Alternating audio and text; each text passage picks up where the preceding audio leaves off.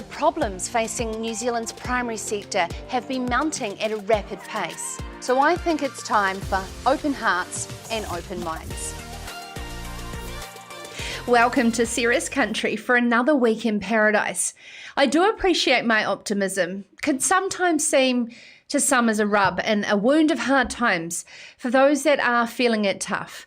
I do want to kick off tonight's show by saying, in hard times, maybe a shining light of hope can pivot your thinking and fill up that cup by recognising we can weather any storm together, especially when we operate in silos, from our own little worlds. And working in the rural sector, we do feel isolated a lot of the time. So, of course, here at Serious Country, open hearts and open minds means that we hope to ensure you have a place to turn to source your latest news and views on the matters that matter most. So, because you know what? Knowledge is power. And good on you for joining the movement of people that are turning into Serious Country, not only to utilise this show as your source of how to navigate the challenges of farming and growing food and fibre, but many that do watch this show are curious to understand deeper how their food is produced, as well as the complexities of that. I'm your host, Sarah Perium, and along with my wonderful producer, Joel Rock, we are with you for the next hour to bring you the latest stories from New Zealand's most trusted source, Global HQ, that is home to Farmers Weekly, Dairy Farmer, and AgriHQ.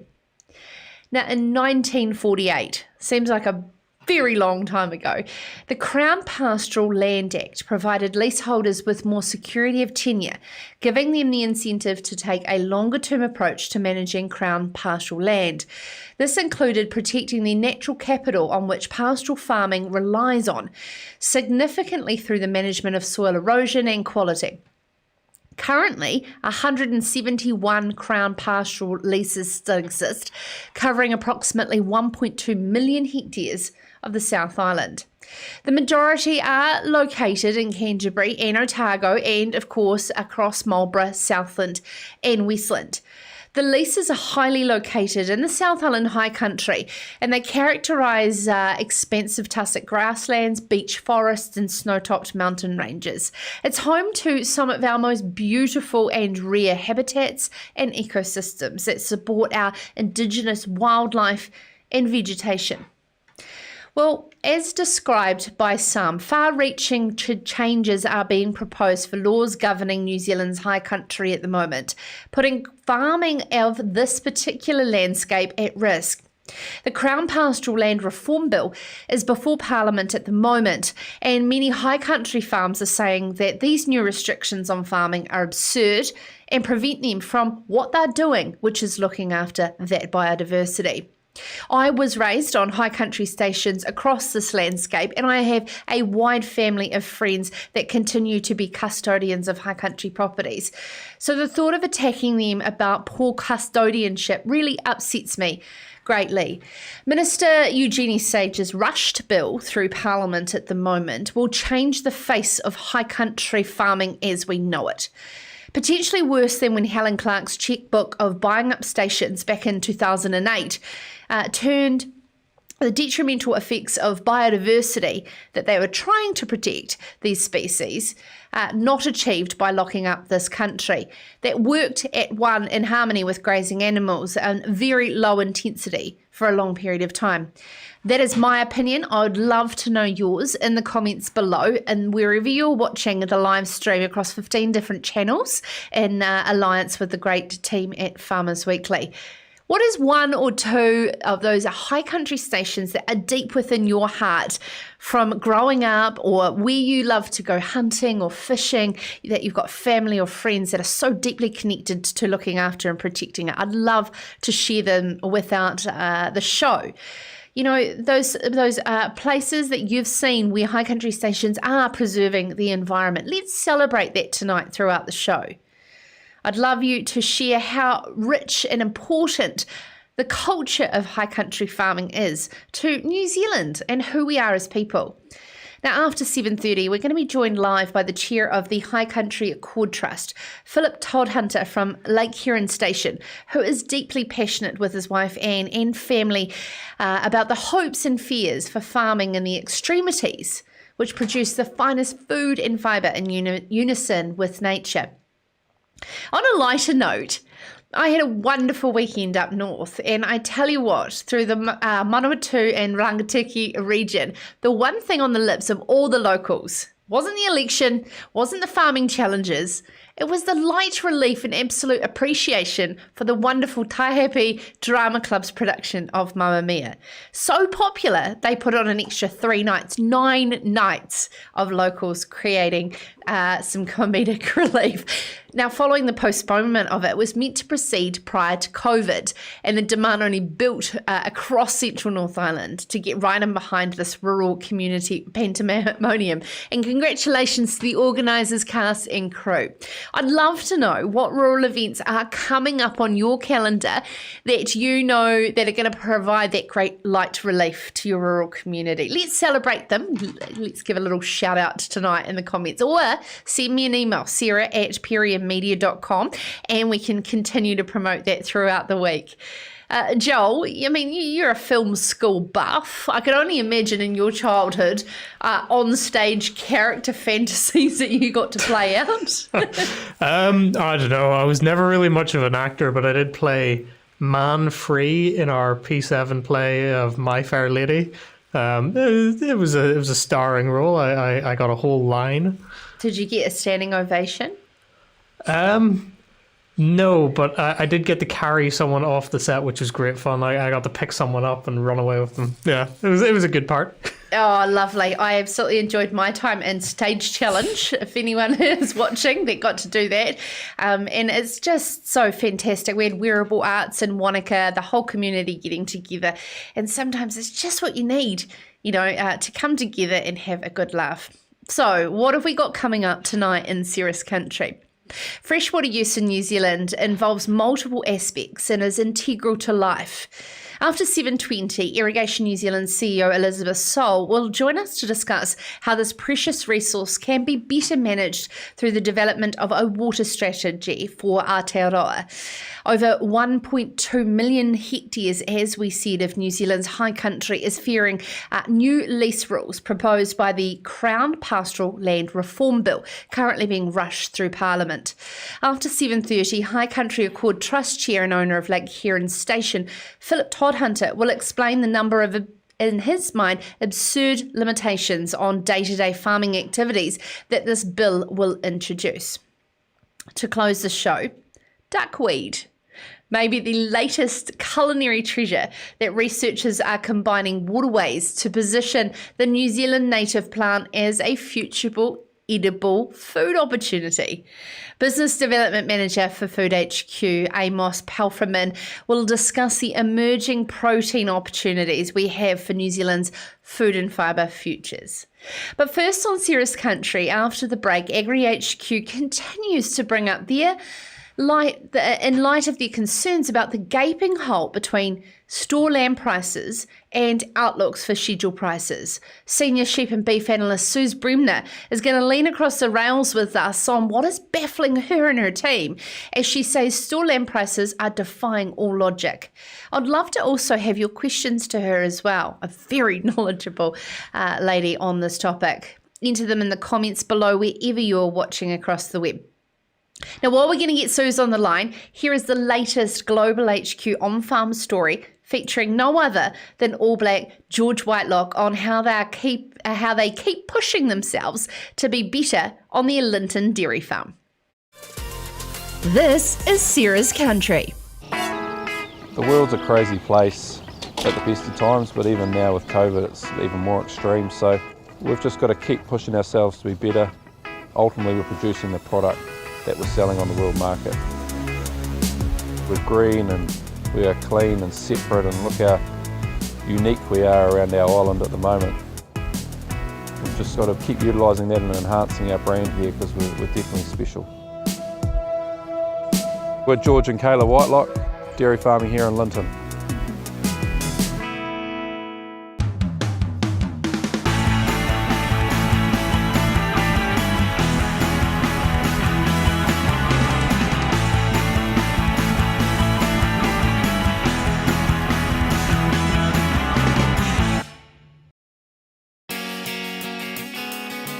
located south of Palmerston North at Linton here, and milking 1,100 cows on Galaxy Dairies is what we call ourselves. Our location is magnificent. We're on the Manifesto River, very good heavy soil land, and we lease land here off Mum and Dad, and yeah, we've had this extremely lucky opportunity to start our future here as well. When I first came home in 2015, for the first few years I worked for Dad and just learnt the role, because it's a big change from being a rugby player. So to learn a full season, how it flows, and there's a fair bit to take on. I compare it a lot to rugby, as every week we were able to play and measure ourselves on how good we were and how we can get better. And it's no different on the farm. Every day we send milk out the gate. What did I do good today? What do I need to work on tomorrow? So that challenge really sort of motivates me, and I guess that's the beauty in dairy. We can measure so much and judge ourselves.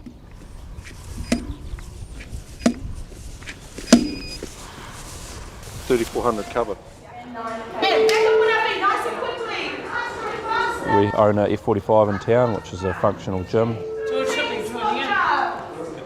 I'm full-time here on the farm, but definitely my wife Kayla, she's really big on that, and she's actually currently still in the frame for trying to attend her 5th Olympics. When you probably look at our histories, of Kayla and I have both been captains for a long time of our different sports, so without doubt competitiveness is top of the ladder. Every day you go and you're able to judge yourself as a group of people. You're always pushing yourself to be better.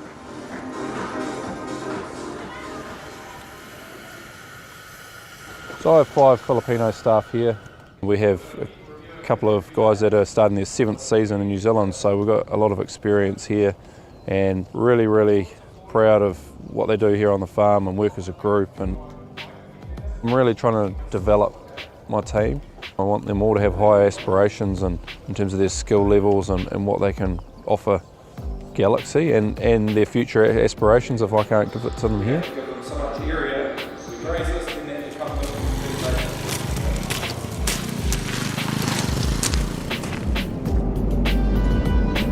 I've had a decade of some pretty good memories on the rugby field especially, and I'm very green and got plenty to learn here on the dairy farm yet. This is going to be our life until we retire as such, so it's a long game and we're really looking forward to that challenge.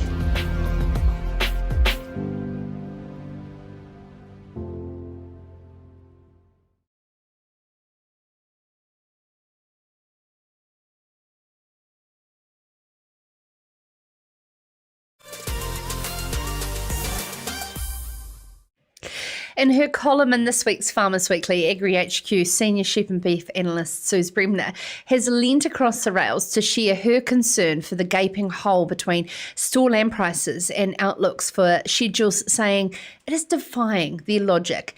If you'd like more of this great insight, please make sure to subscribe to AgriHQ's wonderful Insight Market Report straight into your inbox. Head to agrihq.co.nz for more. And with a summary of this valuable insight, Suz joins us now. Good evening, Suz. Hi, Sarah. Thanks for having me back.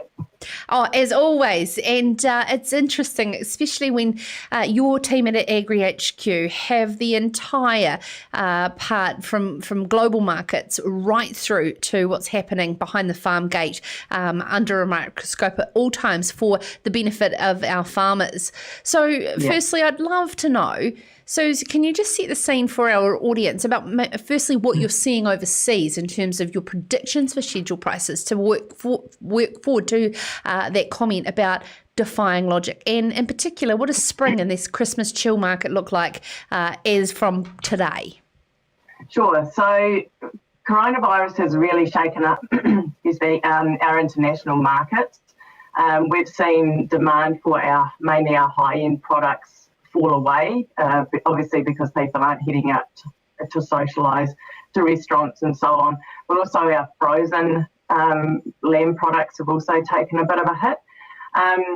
So that's not exactly new news, but I think what's really happened is it's gone on a lot longer than a lot of people predicted it possibly would, particularly with a lot of countries going into yet another round of the pandemic, and it's just continued, which has impacted our, demand for our products in a really, really big way. And obviously lamb being a pretty major export of ours.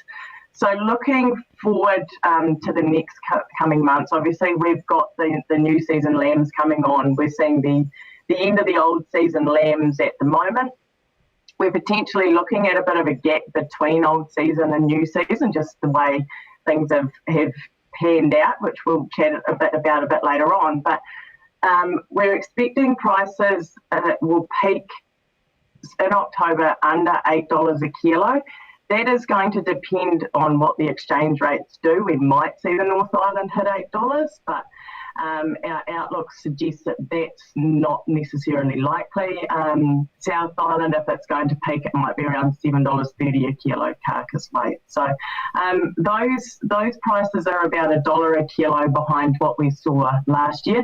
They're not terrible by any stretch of the imagination, and probably given the global circumstances, we really should be pretty happy with those levels. But when we compare them to what we're seeing in the store lamb market, that's where we really start to wonder what's going on. Now let's work back to the past week of sales at Fielding and Storford Lodge. Male and new lambs are flying out the door to some of these big operators. What is driving this store market when you've just in reflection to that global market outlook? Well, it's just been quite a ride, really. Prices generally lift at this time of year when that supply of old season sort of starts to die down. Obviously, the male lambs are running out. We're seeing new hoggets come in as people sort out their replacements and offload what they don't want. So it's not an unusual movement, but what's unusual about it this year is that we've actually in the last couple of weeks seen the store lamb market prices, particularly at Fielding and Storford Lodge, which is bigger yards in the North Island. We've seen prices match last year's, which when you're working on $1 per kilo schedule that's less than the year before, that's where we're saying, well, this just doesn't stack up. Prior to the last couple of weeks, prices, the store lamb prices were tracking about 60 cents per kilo live weight less than last year. That's okay, considering that we've just been through a drought. People have got short feed coming up, so it's good lamb tucker. So there've probably been a few more people targeting that market than would usually be to try and re-enter up market to get stock back on farm. But what we've really seen in the last 2 weeks is a bit of a David and Goliath game, which I referenced in Across the Rails. We've got our smaller operators and we've got our big operators who feed into obviously the processors. They'll be on contracts with them. The smaller operators have been basically, no other way to say it, they have been essentially pushed out of the market, mainly by the fact that the big operators have been able to pick up a lot of stock in the paddock at pretty reasonable rates. They've then needed to perhaps top up from the sale yards. Because they've been picking up at those reasonable rates in the paddock, they've been able to come into the sale yards with bigger budgets, because at the end of the day, everything for them will average out to within a budget price. So they've stepped into our sale yards and they have competed against each other. So there's your Goliath. There's 4 or 5 of them in any one day at Fielding and Storford Lodge battling it out to get their numbers. And then the smaller operators who work on a tighter budget have been pushed out of that market. So it has been a really, really interesting ride, but hopefully that may help people kind of understand a little bit what is going on in these store lamb markets, because as we've said for quite a long time now, it completely goes against what we're seeing in the international markets. Absolutely. So just to wrap it up, just quickly, what's some of those favourite high country places that you have an affinity to across the North or South Island, as we're talking about this tonight? Well, I am a little bit biased, being that we farm on the Taihape Road and we have the likes of Ngāmatea and Timahanga, within an hour's drive of us. Just absolutely amazing country when you head up up through the forestry and onto that highland up there, and it just opens out in front of you. It's just amazing. I love it. Absolutely. Thank you so much for taking the time to join us. Suz Bremner, Senior Sheep and Beef Analyst there for AgriHQ. And of course, as I said, if you're interested in following the amazing insights that AgriHQ do, subscribe to their market reports at agrihq.co.nz. Loving your comments coming through. Wherever you're watching, we'd love to celebrate the high country tonight. I'd love to hear. Just put in the comments a simple, one of your favourite high country stations that you have a close affinity to across New Zealand. Talking about Namatea, we had the privilege of joining Jesse and his team at Namatea and seeing that wool shed. Oh my goodness, I don't think I've seen a wool shed of that scale in this country. Absolutely incredible and very extreme conditions, especially for lambing at the moment. So shout out to the team at Namatea. And thank you so much, Glenn, for commenting below. It was lovely to catch up with you on Wednesday night as well. The team at FMG, I was happy to MC the Recognition Awards, and what an awesome team FMG is, being able to have that staff retention, that people want to work for such an awesome company. And Ethel, thank you for saying hi as well. In the comments below, we're talking about protecting our high country farming, our culture around this rush bill that Eugenie Sage is bringing in, the Crown Pastoral Land Reform Bill at the moment, as well as celebrating some events that are happening in your part of the world for some light relief. Give them a shout out. Let's promote them. Now, next on Serious Country, they have been campaigning for a National Water Commission and strategy, but will that eventuate post 19th of September election?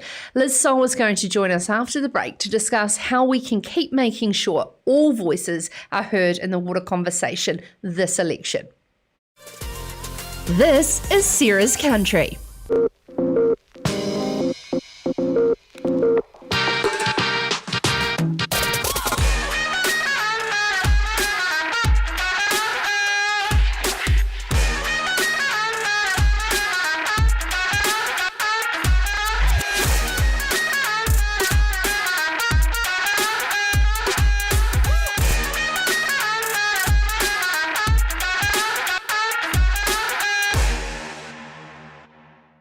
One of the first things you learn when you live out here is where to shop for the things you need to live out here.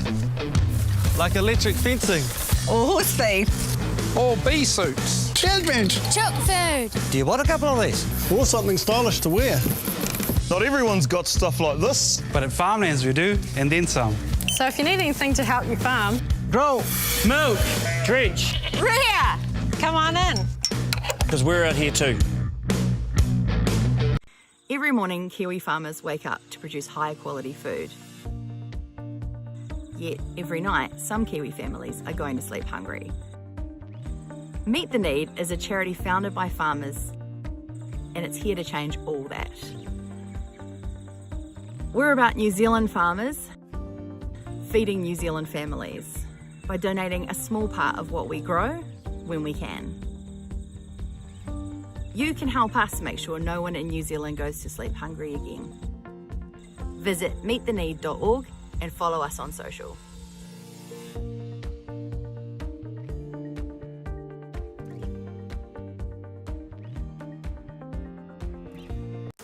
Really pleased we got into this. Thanks for your help, Dave. It's a good idea, honey. You reckon it'll come out? Cover it and tell compound to leave it 10 minutes. You'll be fine. Good call, Dave. Good call on getting those security cameras, Dave. You caught a new one yet? Yeah, kind of. When you've got decisions to make, we'll be there to help you make the right call. I'd go for those ones, Bob. Yeah, good call. Did you choose these? Oh, you know. For great advice and insurance, talk to FMG. Water management, storage, and the strategic Crown and private investment should be firmly at the table, as drought in the last 12 months has affected every New Zealander, from urban to rural. Catchment-based farm environment strategies and externally audited farm-level environment plans have proven to guide water allocation and quality through our irrigation schemes. Joining us now in terms of their vision leading into the election is Irrigation New Zealand CEO Elizabeth Soal. Good evening, Liz. Hi. Now, a national water strategy and a commission has been hot on your radar for some time. I see that you have recently met with James Shaw. How is that discussion progressing? Yeah, so we've, in the lead up to the election, we've released our election manifesto. It sets out our priorities and the sorts of policies that we would like political parties right across the spectrum to adopt. And so we've met with Minister James Shaw talking about climate change in particular, being the Minister for Climate Change, and water storage as a part of improving New Zealand's adaptation and resilience in the face of climate change. But we've also been meeting with politicians right across the spectrum, so including Labour, National, New Zealand First and ACT. And our message has been the same with all of them. What sort of feedback are you getting from those parties? Yeah, certainly the feedback is it's been generally pretty positive. There is still a sort of a reluctance to think about wide-scale investment in irrigation schemes because of the perception around environmental degradation and water quality effects. Having said that, no one that we've spoken to seems to be out and out opposed to irrigation. It's just how it's framed, what the structures are around it for funding mechanisms, and the policies put in place to ensure that it's done in a responsible manner. But having said that, obviously different parties have different perspectives as to the priority that should be given to irrigation and how it should be done. Do you think that in recent times this particular coalition government has got a renewed appreciation for a catchment being 4 waters in its strategy, that from source to sea there's multiple stakeholders and managed properly, cohesively, everybody can benefit? Yeah, well, that's certainly the message that we've been pushing for quite some time. And I think it's really starting to sort of come home now that is in fact the case, because we've had the drought in Northland followed by a 500-year flood event and within a few short months, the drought and water shortages in Auckland and also east coast of the North Island. So it's really brought into sharp relief just how important our investment and planning in water infrastructure is. Storage, but also, as you say, 4 waters. So those storage and infrastructure projects should not just be for irrigation, but to better manage our water supplies as a whole for every facet of the community. So Irrigation New Zealand, 3,500 members, and certainly at peak irrigation, the role of your organisation was extremely significant in establishing audible environmental plans, as I said there in the intro, as well as managing that large-scale investment. As a lot of our land that could be under irrigation is now sort of falling away, we've seen a restructuring in Irrigation New Zealand as an organisation going forward. How have you pivoted over this time, and what does it look like going forward for Irrigation New Zealand? Yeah, so Irrigation New Zealand has just gone through a restructure process, and as part of that we went out to our members and found out what their priorities were and their concerns were and where we needed to position ourselves. And this was also on the back of losing our conference because of COVID-19, so that put some financial pressure on us as well. And really it's become clear that more and more water policy that affects our farmers and members on the ground is being influenced by decision making at the central level. So in Wellington, previously it tended to be more at the regional level, but our new structure is going to reflect that. So we have previously been based with our headquarters in Lincoln and Canterbury. We are shifting our headquarters to Wellington, so to be at the hub of decision making, being able to be proactive with politicians and decision makers, and then also having a regional policy presence as well, so that we're also part of those regional planning processes that are going to happen to implement the new national policies that are coming out around freshwater and the essential freshwater package. We talk a lot about collaboration on Sarah's country, and Irrigation New Zealand's history and background of experience in the realm of water management and audible environmental plans that have come out of the back of some of these schemes is significant. Multiple industry organisations are all trying to feed freshwater quality information back. How how do you believe that you can position yourself to share this knowledge forward, and also at a time of these RMA reforms, which are so important to the future of our farming operations? Yeah, so like you say, the farm environment plans that are externally audited and then require continuous improvement and environmental strategies guiding them at the catchment scale, that has been led by the irrigation sector, particularly some of our irrigation schemes in Canterbury and Otago. And so, given that that is going to be rolled out nationally, it's going to be targeted at risk catchments first, but eventually it will be nationwide. And so we feel that we've got a lot of expertise to offer in relation to how that's going to happen on the ground and the sorts of processes and regulations that need to be put in place around that. We've also, as you say, a lot of our members have been closely involved with issues around water allocation and nutrient management at catchment scales, particularly through catchment groups and through regional planning processes. And so over the last sort of 10 to 15 years in particular, since those regional plans became more and more complex, we've developed a lot of expertise within the sector, and we're hoping to be able to use that to promote good policies and ensure that the policies that do get written can be implemented effectively. Oh, thank you so much for taking the time to join us. And what is an interesting time, and there's a lot of knowledge that is exciting that you can transfer forward from your learnings. Irrigation New Zealand CEO Elizabeth Soal, going to your comments now. Jock, I knew Jock would be straight into this, Joel. You know he loves the high country. My first away from home job was shepherding at Mount Albert Station in Wanaka. Was an amazing experience. Mustering on the Wanaka Run was great too. I think Birchwood Station in Namarama takes the cake. Rugged, hard and fun. Jock, and what's your thoughts on since Birchwood's been locked up and the effects environmentally since the days of Helen Clark's almighty checkbook? I'd love to know, wherever you're listening or watching around the country and around the world, if you've got an affinity to the New Zealand high country, I'd love to hear your special parts. I started off as a young nipper down around Outram over near the backs of Rockland Station, and then we grew up in Ben Nevis Station over the back of the Remarkables in Bannockburn. And I tell you what, it's absolutely unique, beautiful parts of the world where I had the privilege of growing up. And now in Canterbury, just looking out to those hills and knowing the custodianship and guardianship that is going on for generations and generations. Yet this current coalition government doesn't believe that that is a way to continue, that it's needing to be heavily consented.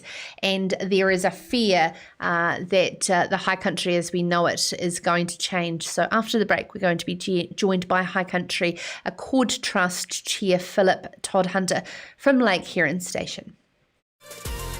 This is Sarah's Country. Balance has its own team of innovation specialists. It's our job to lead the way, working with some of the most cutting-edge science and research. We've got partnerships with some of the best suppliers in the world, so our farmers get the very best products for New Zealand farms. And in every region across the country, the conditions are very different, and farmers' and growers' needs are too.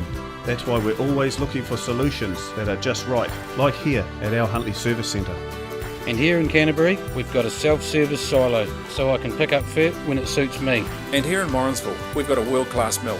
That means that we can safely deliver our customers with the freshest, highest quality feed and minerals. It's about putting the customer first, because that's what drives our business. We've been focusing on faster turnaround of orders. We've got to get the right products to the right places at the right times. Here in Taranaki, we've got New Zealand's only urea manufacturing plant. It's where we create our premium sustained fertiliser.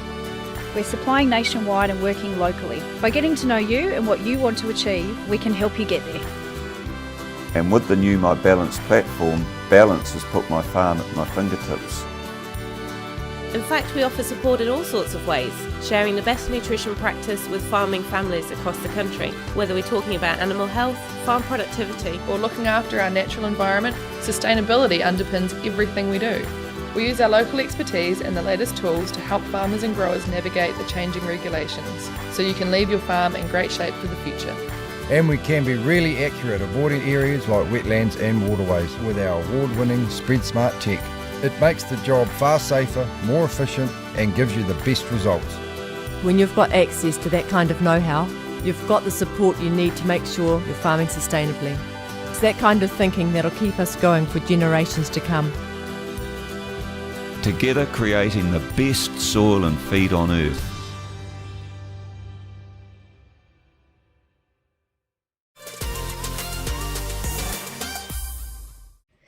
Now, far-reaching changes proposed for the laws governing New Zealand's high country put at risk the landscapes that the promoters of this change want to preserve. South Island farmers are genuinely concerned about the Crown Pastoral Land Reform Bill that's currently being rushed through Parliament. High Country Accord Trust Chair Philip Todhunter joins us now. Good evening, Philip. Good evening, Sarah. Now, this has been a very busy time for you. Can you give a bit of context to our audience around this particular reform bill and the urgency that Minister Eugenie Sage is putting around it? So early last year, the Minister asked for submissions about changing the Crown Pastoral Land Act and introducing a regulatory framework around the discretionary actions of the bill. Over 3,000 submissions were received, and the Accord very quickly put a robust submission in outlining our concerns for what was proposed. As owners, with your wife and family at Lake Heron Station, can you also give us some context of your family's intergenerational custodianship of the high country and why this government in New Zealand shouldn't be concerned around your farming practices? So my great-grandfather purchased this property in 1917. So I'm the fourth generation farmer or family member to farm this property. And our children growing up all share a deep passion for it as well. We live in an area with high natural beauty, and while we're not a national park, we do have lots of conservation values which we're incredibly proud of.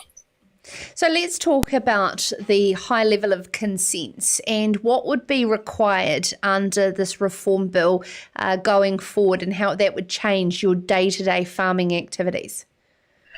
So what's proposed is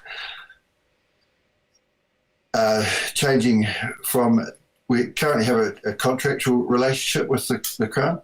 So moving back to 1948, the Crown recognised that the land was being degraded because there were no incentives for the farmers to look after the land, and it was all very short term. So by providing absolute security, they alienated, or as what was said in Parliament, the last great alienation, the high country pastoral lease estate, providing perpetually renewable leases with, which provided a great incentive for the stewards then, the farmers, to look after the land. And they put some limitations on that land. One of those was it was to be farmed. The whole property was to be farmed, and that was the way of maintaining, controlling weeds and pests, maintaining soil, and looking after the cover. Because at the time, rabbits were a particular concern, and a considerable amount of bare ground. Currently, if we want to oversown top dress or cultivate a paddock, we need a consent. And what the current reform bill does is it adds an additional layer onto that. So anything outside the existing cultivated paddocks will need to fence. Not need to fence, will need a consent to fence, which seems rather absurd to us. In our press release, we highlighted, wetlands or waterways. Should we wish to fence those off and keep stock away from them, then we will need a consent. So over the time of the period from that 1948 to today, when it was stated that there was concerns around pastoral leaseholders looking after environmental sort of management of the land, what are some of those ways and examples that you can share with us that high country stations have been able to be good custodians of the land, and in particular, as you said, pest management? I know from my conversations with Ross Ivey at Glentana, his management of wilding pines with grazing rotations has been pretty successful. So there's a few out there and genuinely, deeply passionate about the environment. Very, very much so, Sarah. And wilding trees or pines, conifers, is a great example. There's many areas in the Mackenzie Basin, certainly the lower Benau House, where grazing has been removed, and that's very light grazing, and the wilding conifer spread has got out of control. And that's become a cost to the taxpayer. And fortunately, there's a lot of money going towards that now to control it. But if the sheep grazing had been maintained, then that problem would not be the same. Other areas, gorse, broom, wilding, wild deer control, goats and pigs and so forth, as well as rabbits. Yeah, absolutely. With this tākau, I'd like to see you, Jenny, focus on exterminating rabbits as a pest. Now, in regards to tenure review and completely pulling that, what's the High Country Accord Trust's position on what should be done moving forward with tenure review, and how long does it have? This bill proposes to remove tenure review as an opportunity. And it's not just an opportunity for the lessee, it's also an opportunity for the public. There's vast areas of land which have gone back to the conservation estate and provided recreation and conservation outcomes for that land, which will no longer be an opportunity for the New Zealand public. Talking about the economic returns of farming in the high country, when I was doing some research, David Parker was quoting around this particular time of the Helen Clark government of his proposed wishes for the environment. And Keith Woodford here from Lincoln University was saying that the merino clip could drop by at least 30% in supply from the changes at the time. How significant would what Minister Eugenie Sage is proposing have on our food and fibre sector economically? It's disappointing that in time we would anticipate that the merino flock would dwindle even more. There would be less meat and products to sell overseas to earn currency. And not only that, there'll be less money coming back into the properties to put into weed and pest control. And we're sharing tonight special moments about the high country and people's absolutely love and affinity of it. Can you just share with us what makes living where you do so uniquely special to you and your family, Philip? It's the scenery, the landscapes, the people that we interact with. Landscapes aren't just mountains and the sky, they're also very much the stories and the human interaction and the history, the long family connection with the property, being out with the children, mustering and gathering up the weathers and the annual routines and the ebbs and flows that come and go. Thank you so much, Philip Todhunter there from Lake Huron Station, who's chairing currently the High Country Accord. And of course, as we we're just saying, the Minister Eugenie Sage is rushing through Parliament changes to the Crown Pastoral Lease Land Act. I'd love to know about your special places around the country, just checking in on the comments below wherever you're watching live. What are those special places across the country that you have a close affinity to and absolutely love? And what makes our New Zealand high country so unique? And as I said earlier, any of those special rural community events that are bringing light relief to your community that are coming up, make sure you put them in the comments below or send me an email, sarah@perriermedia.com. I'd love love to promote them. And this is, of course, off the discussion of the very successful 9-night pandemonium of the Taihape Drama Club Mamma Mia. Congratulations to all them and up there. Now, as we are taking a break, we are going to be joined on the line by Business Development Manager from Food HQ. We're talking around how duckweed could be an edible protein opportunity for New Zealand. It's about open hearts and open minds and all sorts of very interesting opportunities here on Sarah's Country. This is Sarah's Country.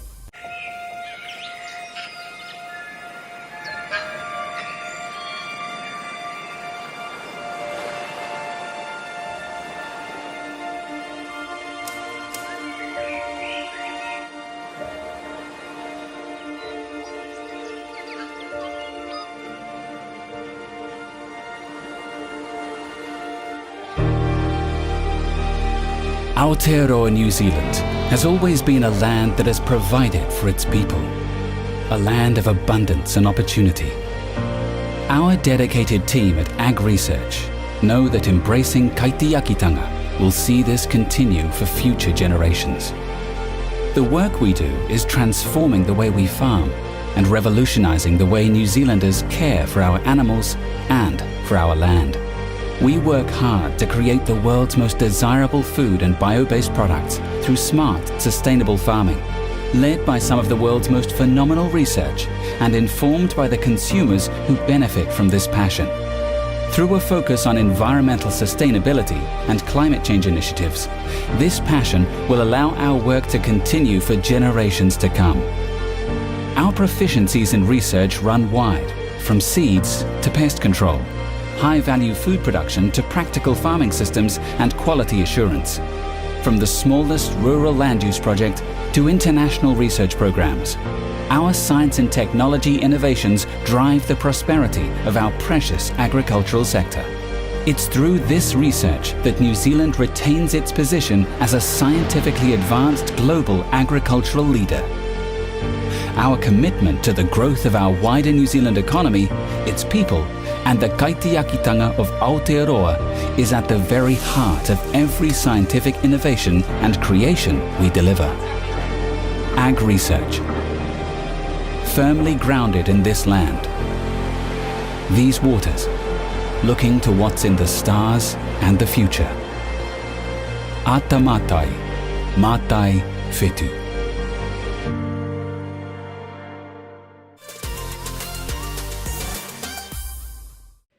Now, imagine if you had a crop that you could harvest every 36 hours.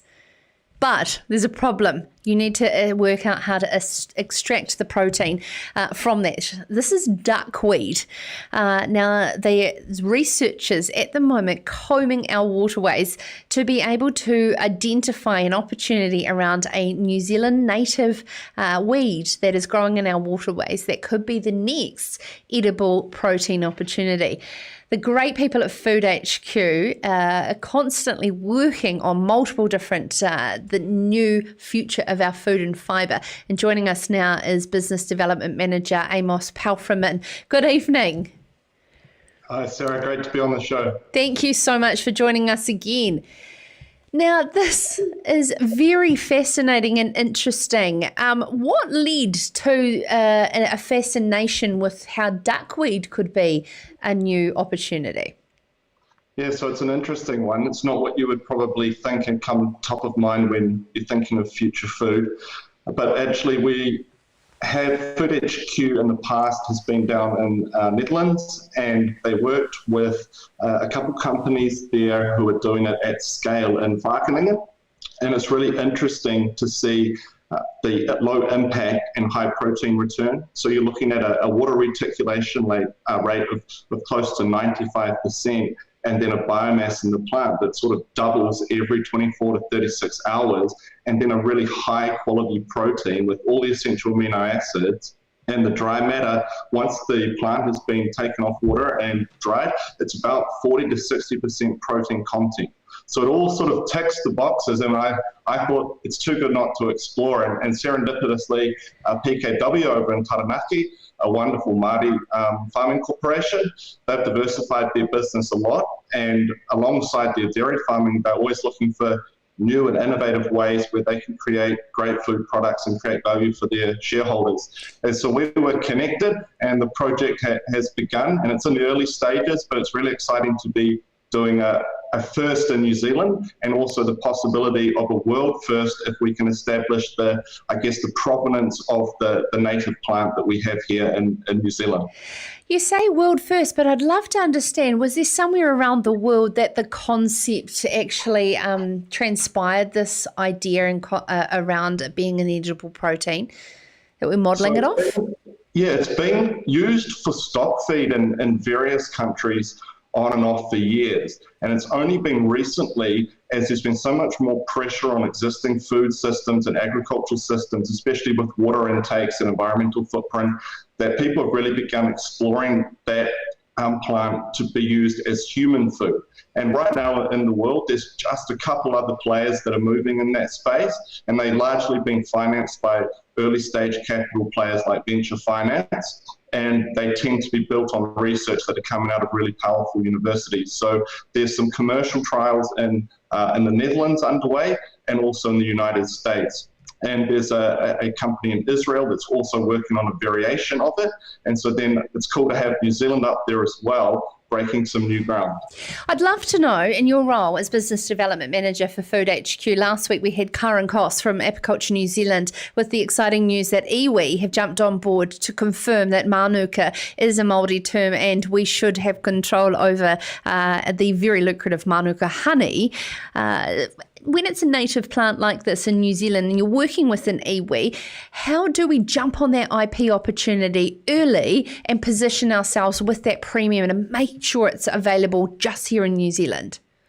Yeah, so that's absolutely part of the strategy, and we're working quite closely with Manaki Whenua and their head of Māori business development, who's looking at exactly that.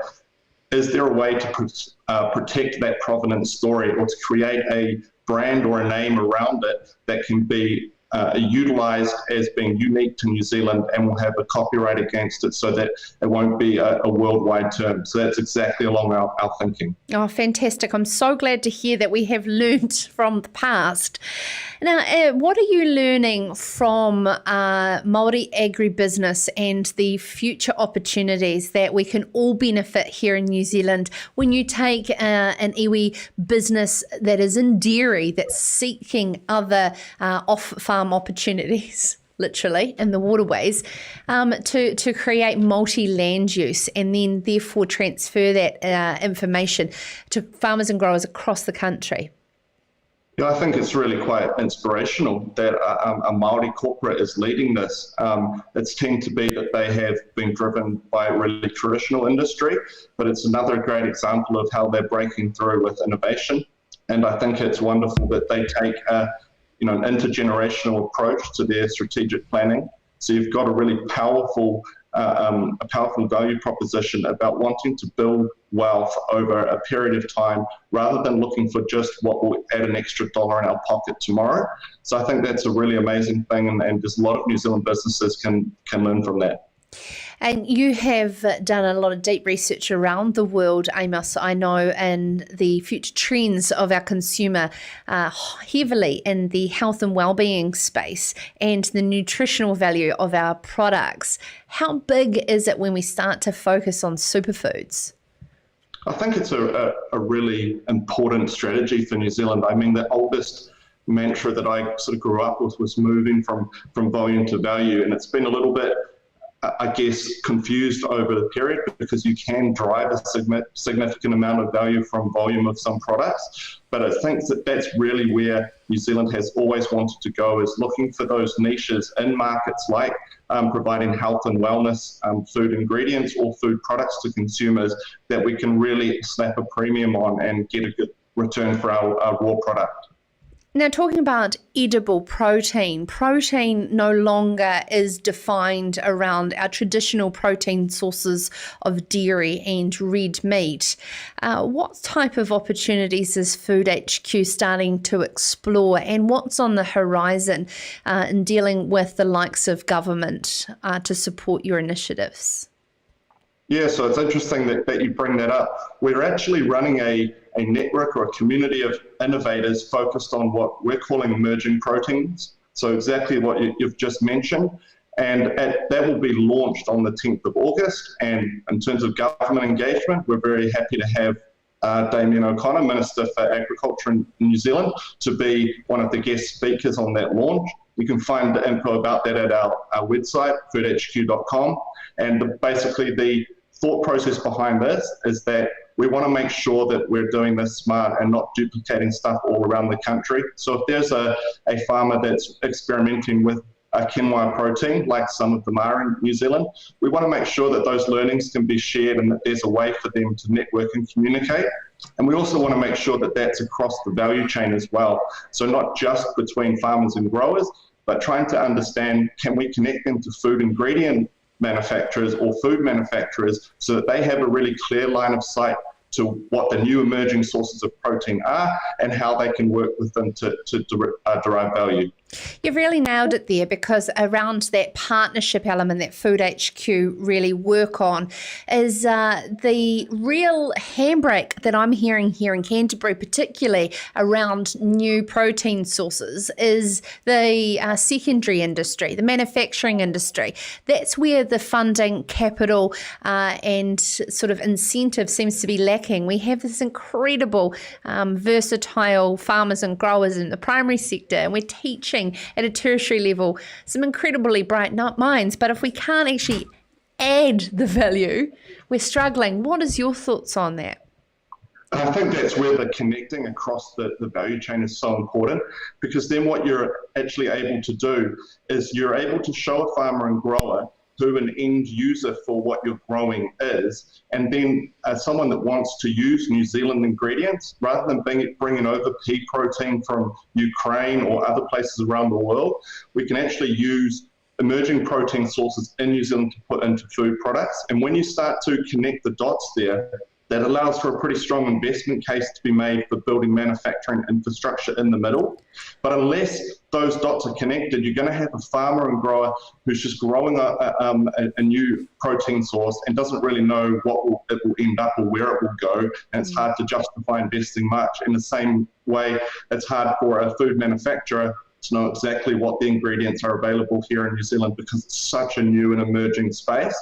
So we're really looking to connect that across, and realizing that lots of the companies we work with are traditional livestock agriculture companies, and they're looking at the synergies between animal and plant proteins. And I think there will be a great opportunity to have a new suite of products that are what we would deem hybrids. So taking the best of both worlds, taking some of this really good animal protein and the high digestibility it has and the provenance story, then also looking what are some interesting bioactives or plant proteins that could also buffer it up or make it a more complete product.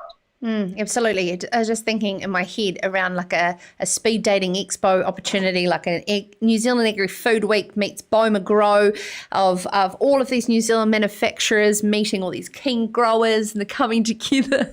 Amos, I'm sure that you're working on that with Abby Thompson and the great people at Food HQ. Yeah, you read my mind.